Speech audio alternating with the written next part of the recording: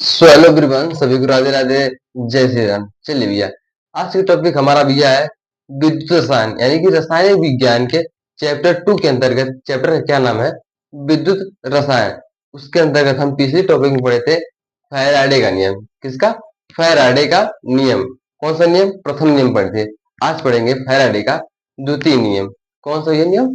Faraday का द्वितीय नियम। देखते हैं फैराडे का द्वितीय नियम क्या है।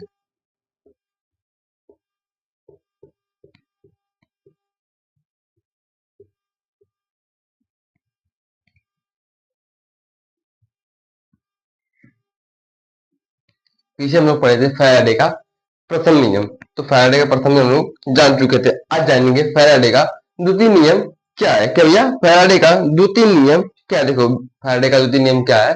पहले इसकी हम क्या बनाएंगे? डिफिनेशन बनाएंगे, फिर इसके निगमन को करेंगे। ठीक है, तो ध्यान से समझिएगा क्योंकि ये इंपॉर्टेंट है, पूछता है।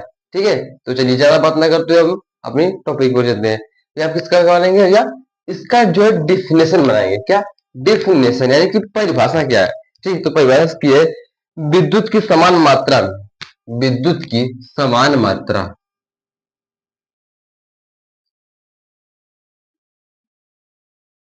विद्युत की समान मात्राएं भिन्न भिन्न विद्युत अपघट्य में, विद्युत की समान मात्राएं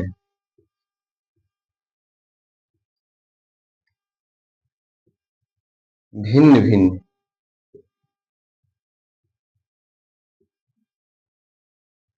देखिए भिन्न भिन्न मतलब क्या होता है? यानी कि अलग अलग। ठीक है, क्या बोला है? विद्युत की समान मात्राएं भिन्न भिन्न विद्युत अपघट्य पर प्रवाहित, किसको भैया? विद्युत अपघट्य पर, भिन्न भिन्न विद्युत अपघट्य,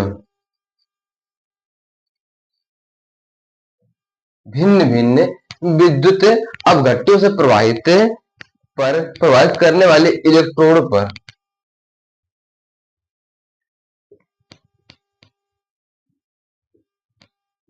प्रभावित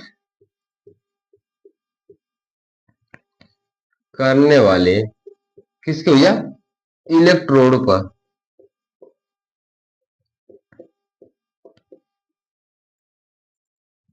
इलेक्ट्रोड पर। देखिए ध्यान समझिएगा क्योंकि ये डिफिनेशन बना रहे हैं अभी। ठीक है भैया, क्या है? विद्युत अपघट्यों के प्रभावित करने वाले इलेक्ट्रोड पर, किसके भैया? इलेक्ट्रोड पर निक्षेपित भिन्न पदार्थ की मात्रा है। तो भैया निक्षेपित इलेक्ट्रोड पर, लिखेंगे इलेक्ट्रोड पर निक्षेपित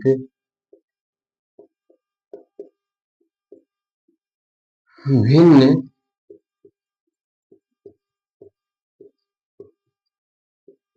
पदार्थ की मात्रा,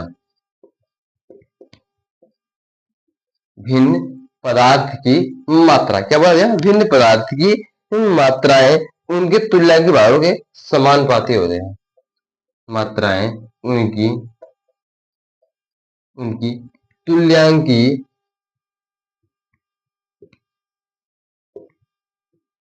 भार के क्या होता है? यह समानुपाती होता है।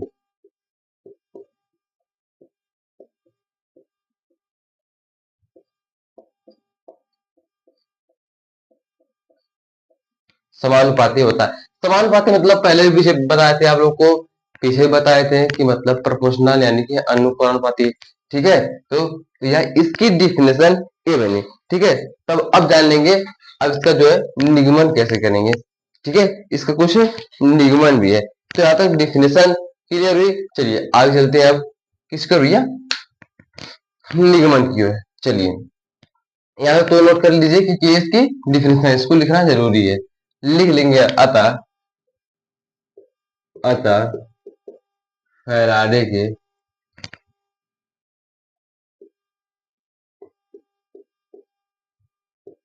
प्रथम नियमानुसार,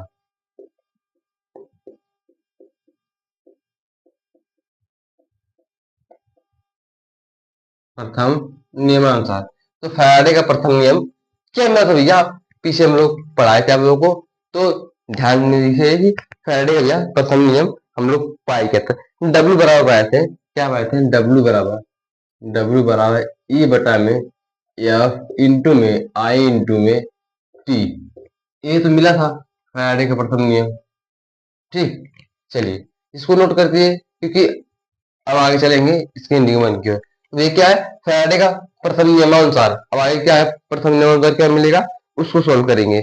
चलिए अब इसको क्या करते हैं, मिटा देंगे।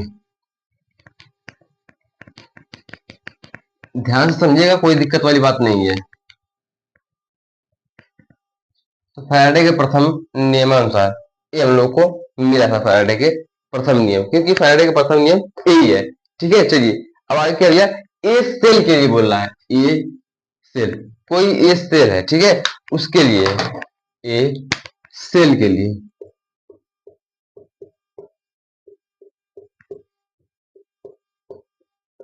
ए सेल के लिए, ए सेल के लिए क्या है उसको भी देखते हैं। ए सेल के लिए इसको मान लेंगे W1। ठीक, W1 बराबर E1 बटा में F इंटू में I इंटू टी। ठीक, इसको देखिए, इसका ध्यान समझिएगा।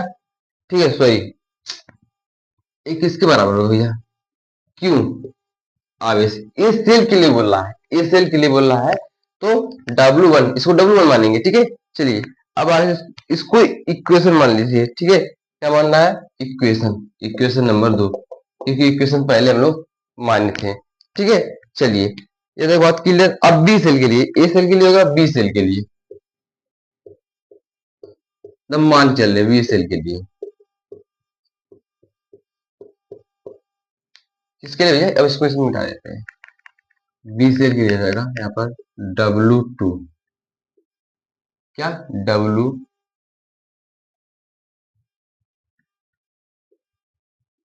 तो क्या हो जाएगा भैया, ई वाला यहाँ पर क्या हो जाएगा, E2 हो जाएगा, E2 जाएगा। ठीक है, E2 बटा में F इंटू में Q। इसको भी इक्वेशन ही मानेंगे, क्या मानेंगे, इक्वेशन मानेंगे, इसको थर्ड मान लेते हैं इक्वेशन। बस अब इन दोनों इक्वेशन का कंपेयर करा देंगे, जो कि हमारा आंसर आ जाएगा। ठीक है, तो क्या कहते हैं, ये चलिए इनकी तुलना करा देते हैं। समीकरण 2 व 3 की तुलना करने पर समीकरण 2 व 3 की तुलना करने पर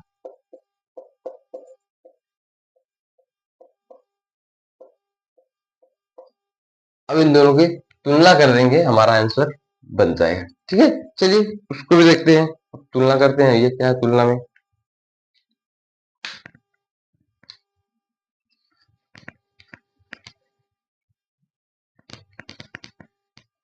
चलिए तो समीकरण भैया हमारा क्या है, समीकरण 2 क्या मिला था, उसको देखिए, E1 बराबर मिला था, क्या मिला था, sorry W1 by W2 equal to W1 by W2 equal to क्या मिलेगा भैया, इक्वल टू हो जाएगा E1